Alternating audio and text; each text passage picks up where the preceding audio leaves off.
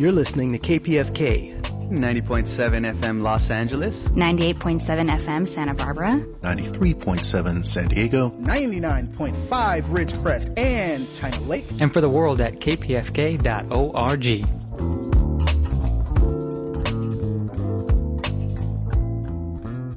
Welcome to Feminist Magazine, a radical weekly radio program bringing you radio for and about all kinds of women and feminists.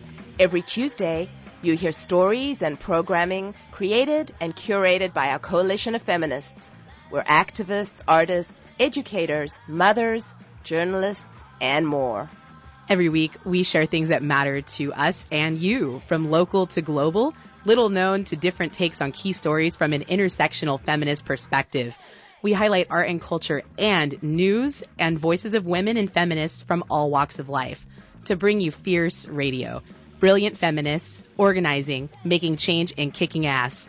And coming up on Feminist Magazine today, first, we're joined by activist Ivy Bottini and survivor Lili Bernard of EndRapeSOL. They're working to abolish the statute of limitations for rape and sexual assault in California. California has a 10-year statute of limitations. How can we all be working to change that? All this and more on today's Feminist Magazine with your hosts, me, Lynn Harris-Ballin. And me, Candace Hansen. This is what feminism sounds like.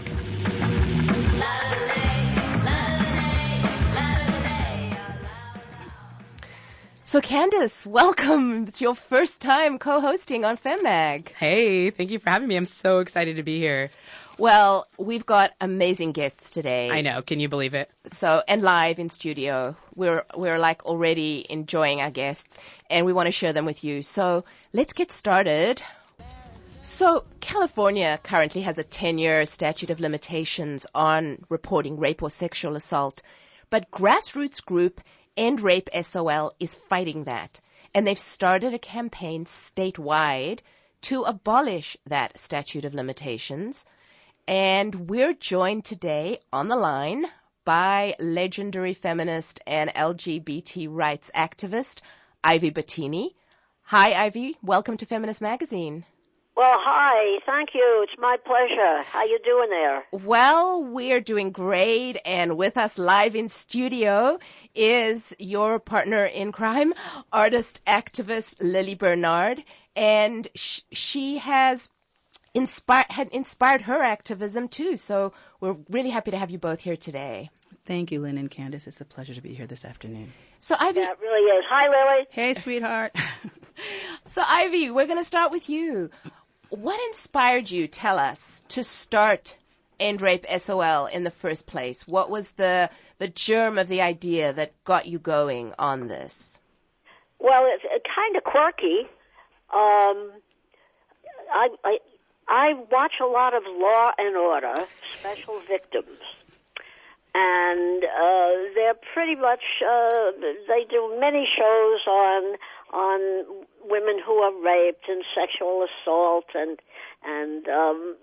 molestation and child molestation. I mean, it's just Dick Wolf produces very anti assault and rape shows, and also on the news simultaneously about 4, 5, 6 months ago, there were women missing in Southern California. Women's bodies were being found. They had been murdered, raped, cut up. It was horrible. And in the middle of a Law and Order show, I just couldn't stand it 1 second more. And I said, self, do something about it. So I decided to form a group. I put the word out, and we held the first meeting in the community room in West Hollywood Library. And I called and invited various and sundry women's groups and activists that I knew. And we started to talk about it, and each woman had kind of her own story or her own reason for being there. And I was very encouraged and said we will have another meeting. But I noticed one woman especially, and I watched her. She seemed very strong, very confident, seemed to be right on the money around the issue. She talked about organizing instead of, what was happening with her personally. And so I called her the next day and asked if she would be my co-chair. And that woman is Caroline Hellman. Right, and she's a former FemMag guest, and she's a professor of politics at Oxy College here in LA. Yes, Right. and she's also kind of the head or one of the heads of the campus revolt on rape and sexual assault. Right, at Oxy. So that's what inspired me. It was really those two things. Yeah, and then you said to yourself, do something about it. That's exactly what I did. Just get off your little tuchus and do something about it. Let's go to Lili right now. Lili, tell us about your personal experience with the issue and how did you get involved with EndRapeSOL? I want to first piggyback on Ivy. Mm-hmm. I was at that first meeting, and so is my son, Raphael, who's sitting here with us. He's on spring break from Johns Hopkins, and it was actually Raphael who came up with the title of our group and the hashtag EndRapeSOL. Hashtag, thank you. And so he was the only male there.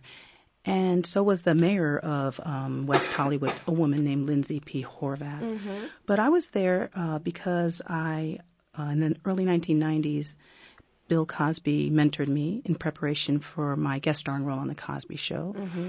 And he gained my total trust. He lifted me up, praised me about being not just an actor, but also a painter. And then when he gained my total trust, he drugged me and he raped me. And when I told him that I would report him to the police, he threatened serious consequences to my life. On multiple occasions, he said different things. He said that he would blacklist me. He said that he would tell all of Hollywood I was nothing but a no-good actress and a slut and whore just trying to sleep my way to the top. So he threatened my career. He went further and said that as soon as I went to the police and filed a police report against him, that he would go to the police station right after me and file a police report against me for false accusation and defamation. And who were they going to believe, Bernard, you or me? He also said, I'll make sure that you end up in jail and prison for a very long time, Bernard. Do you hear me? He also told me that I was dead, that I didn't exist, that he would erase me. And all these threats that he gave, I interpreted as not only the end of my career, but also of my life. I feared for my life. Right. And so I did not file a police report in fear for my life. We all have a will to survive. And I didn't doubt that he would enact those threats that he was blurting to me. Finally, however, empowered by dozens of women who came forward before me to disclose that they were also abused by Bill Cosby. I had told a number of people when it happened, such as my agents, pastor, therapists, doctors, family, but I had not yet disclosed to the public out of fear. And empowered by these women, I came forward and disclosed to the public in the spring of 2015. And at that point, I went to New Jersey where an assault occurred and filed a police report, only to find that because the assault occurred just a few months outside of the statute of limitations, they could not consider Bill Cosby for prosecution. And so as an artist, my artwork has dealt with the topic of race, of racism and also rape. It talks about sexual trauma, and I also do a lot of activism in the arts. I organize Black artists in Los Angeles, a group called Baila. And I wanted to do something with this trauma because I had a lot of trauma. One of the byproducts was PTSD and suicidal ideation, and I wanted to take something negative like this trauma, this PTSD, and turn it into triumph. Right. So I talked with a friend of mine who's like a brother to me, Roger Ginborg-Smith, who's a phenomenal actor and writer and director, and told him that I was really interested in doing something positive to help future victims of rape. A lot of times when they abolish the statute of limitations, as they did in New Jersey, they have a retroactive clause where, say, like maybe they abolish it in 96, but they can only go back a few years. Okay. So it's not going to help me or other Cosby survivors, but I wanted to do something to start a trend to abolish statute of limitations across the nation for the benefit of recent and future victims. So my friend Roger Ginborg-Smith, who again is like a brother to me, said to me, you gotta meet Caroline Hellman. And so Caroline said, come with me to this meeting. And I went and brought my son with me, and there I met Ivy, and the rest is history. All right. So basically, this has just been organizing since July of last year, and you've all come here with such passionate reasons for doing this. Tell us about the action you recently took on Hollywood Boulevard protesting at Bill Cosby's star on the Hollywood Walk of Fame. Right. We've had a number of meetings, many meetings, and they're all organized by Ivy and Caroline. And we had organized this for a long time. And so it was it was highly attended. There were so many, dozens and dozens of activists, and what was wonderful is that people on the streets began joining us. We were chanting. If you go to the Los Angeles Times, you will find a video. And in that video, the narrative is actually my voice, and you can see what happened there. We had the people who have been housing our meetings, who've been hosting our meetings, is the National Council of Jewish Women. So there's a woman there named Maya Weinstein, and she brought a whole bunch of youth, wonderful young Jewish women who were there. Caroline Heldman brought more than 20 of her students. My son Raphael was there. We had a spoken word artist named Tanya Ingram. Myself and another Cosby survivor, Victoria Valentino, we spoke. There was also who else was there? And what was the reaction of folks passing by who saw this happening kind of this Hollywood moment? It was definitely a spectacle. It was a Hollywood moment in that there was so much press. I mean, there were cameras galore. And I had taken myself and painted my face in war paint because I have my father's father was a veteran in the war of Cuba against Spain. And so I actually painted my face as a warrior with Afro-Caribbean iconography, symbolism, because it is a war that we rape victims go through. I poured a libation onto his star, praying that he surrender his soul, that Bill Cosby will, surrender his soul and repent for the sake of those who love him. So I did that. It was pretty dramatic and it was beautiful and it was just awesome. And those kinds of grassroots public events really kind of gather energy and they raise awareness and they get visibility, but you're also really gathering the energy for all the activists. So now State Senator Connie Lever has recently introduced the Justice for Survivors Act, SB 813, to overturn that 10-year statute of limitations. So I'd like to ask both of you, maybe Ivy, you want to start. How is that all progressing? Now we're like from the grassroots side, the grassroots is always pushing on the legislative side. What's happening on the legislative side about this? Ivy, you want to answer that one? I will, yes, but Okay. Let me just step back for a moment. You asked what was happening with the passers-by on Hollywood Boulevard. Oh, sure. I was passing out the leaflets, and in the leaflet it said that California had a 10-year limitation, and one young man, probably in his early 20s, says, "So what's the limitation on rape? That they can report it?" And I said, 10 years.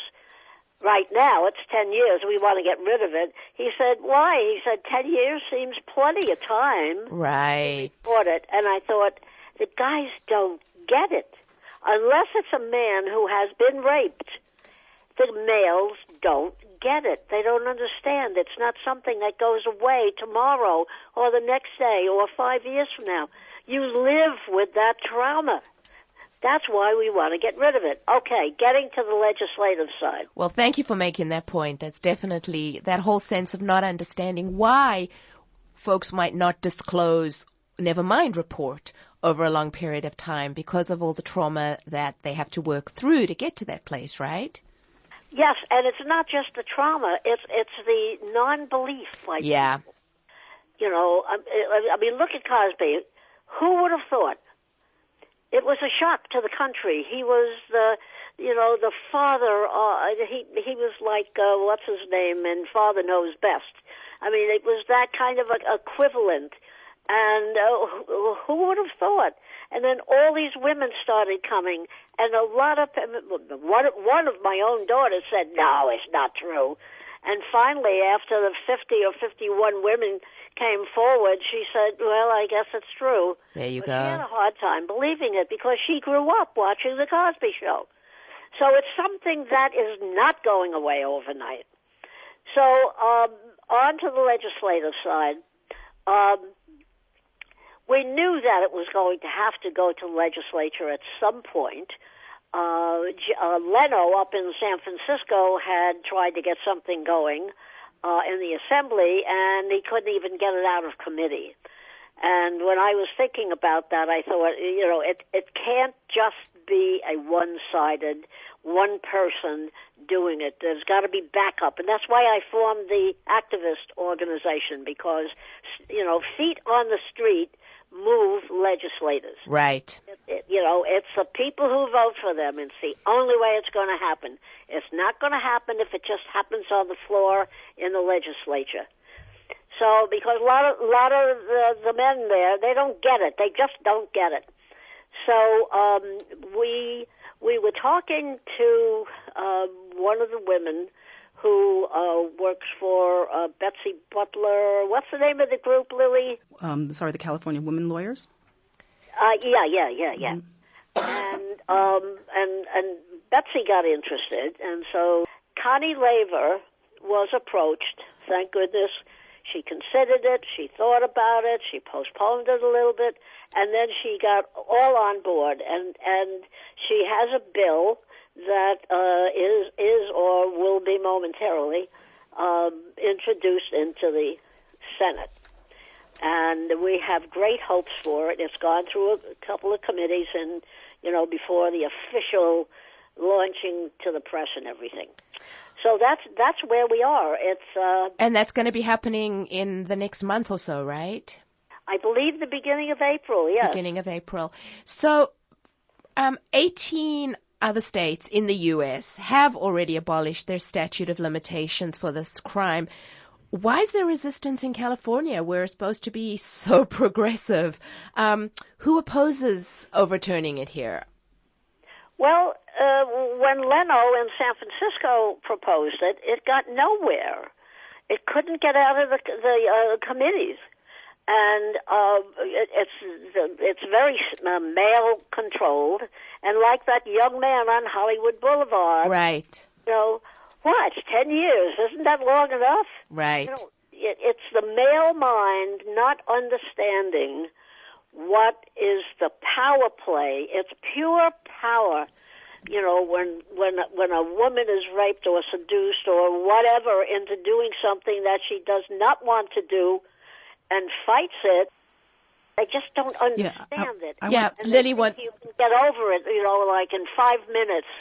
Well, let's bring Lily in on that. I just want to say that I'm totally in agreement with Ivy, and that I see the maintenance of statute of limitations on rape and sexual assault prosecution as a systematic sexism, and as a vehicle by which men in power in legislature, whether it's the large organizations like the Catholic Church, they can maintain their power and continue to disempower the voices of women by having these arbitrary time limits on rape and sexual assault prosecution. And you've also got Victoria Valentino, who is a fellow Cosby survivor that you work with in this organization, has this great line where she says, rape is a murder of the spirit, which I think is such a perfect quote. And there's no statute of limitations for murder, but it's such a powerful metaphor. So what we're saying is really so many people don't understand that, and why it's so important that the work you guys are doing to convey the depth of the damage that's done. I mentioned that in the petition that I authored on change.org. You can find the petition by just looking up my name, Lili Bernard, Lili Bernard, and you'll see a picture of Victoria and me together. And yes, she does say that, and for many good reasons. When I talked about rape survivors being like veterans of war, rather than the war being waged upon foreign territories, they're waged upon the landscape of women's bodies. Right. And that you have a male organ intruding a woman in the most holy places, a place that decides life or death. Common results of rape are unwanted pregnancy, STDs such as AIDS. Rape victims often end up depressed, addicted, suicidal. Some don't survive the suicidal ideation. And this is because the crime is just so horrific, and naturally people need time to process the trauma. They also need time to find the strength and the courage to withstand the inevitable victim blaming. I'm telling you, the hatred that I receive in the mail and online is horrendous. People attacking my daughter, saying that she's going to grow up to be a slut just like her mom. People shaming shaming and blaming me, people telling me that they will rape me, that I should just kill myself, do everybody a favor. So there's that. And when people wonder why we as Cosby survivors took so long to speak publicly against him, and that the disbelief was one of the reasons, just look at the hatred we're receiving now. Could you imagine the shaming and blaming we'd be subjected to if we were to have come out to him in the prime of his career? Exactly. So that petition that's up at change.org, you so eloquently say justice knows no time limit. And why is it important our listeners go and sign that right now, right after they listen to this program? Right now, because the bill is going to be coming up first. I believe that the first hearing is the Public Health Committee, that it's going up for the first voting. It's going to go through a number of committees. Of voting. So it's important that the legislators see the numbers of people who support this and who understand that these are unjust laws. And I want to say that we're working with other people, not just the ones that I mentioned. We're also working with NOW. There's Karen Ayers. She was also at the rally, and she's with Hollywood Now. So it's a very large movement, and we need the legislators to see the numbers of people, because we ultimately are the ones who decide whether or not they're going to be reelected. Exactly. Mm-hmm. Well, for our last wrap-up question, let's give our listeners the website where they can find more, all the information about EndRapeSOL and all of the contact stuff, and there's links to the change.org. It's all right there. Yes, it's EndRapeSOL.org. So that's EndRapeSOL.org. That's our website. And you can also find us online. We have on Facebook, we also have a Facebook page. And again, look for our petition. Please just Google Lili Bernard, Cosby Survivor, turning trauma into triumph, and you'll find the petition. Please sign it and share it.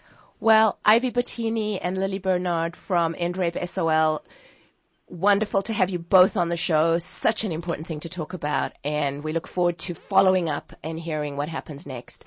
Thanks for being here. Thank you.